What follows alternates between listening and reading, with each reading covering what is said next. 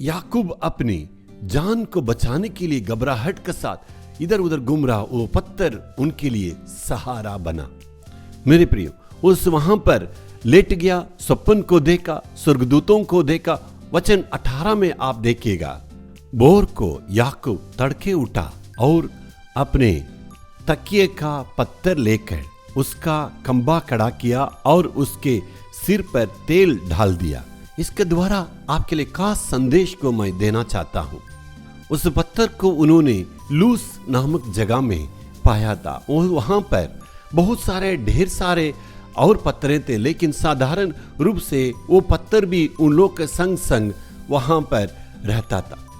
पहले सोया, दूसरा बार देखिए उसने उस पत्थर को चुन लिया। साधारण रूप से रहने वाला उस पत्थर को उसने वहां उठने के तड़के उठा, उस पत्थर को खंबे के रूप में वहां पर खड़ा किया था।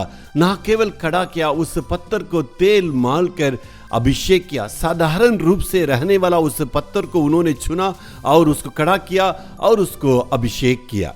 आज कलीसिया में आप आ सकते हैं, सदस्य के रूप में रह सकते हैं, बहुत सारे कामों को कर सकते हैं और परमेश्वर के लिए दान दक्षिणा देते हैं और दशमांश को सही रंग से देते हैं, लेकिन उन पत्थरों के समान और पत्थरों के संग संग लेटे हुए साधारण लोगों के समान है, कोई परिवर्तन नहीं है। पतरस और यूहन्ना के बारे में कहते हैं कलीसिया के खंभा के रूप में वे जाने जाते थे। कलीसिया को परमेश्वर कहता है सत्य का खंभा है और परमेश्वर के लिए काम करने वाला है। उस कलीसिया में आप क्या कर रहे हैं?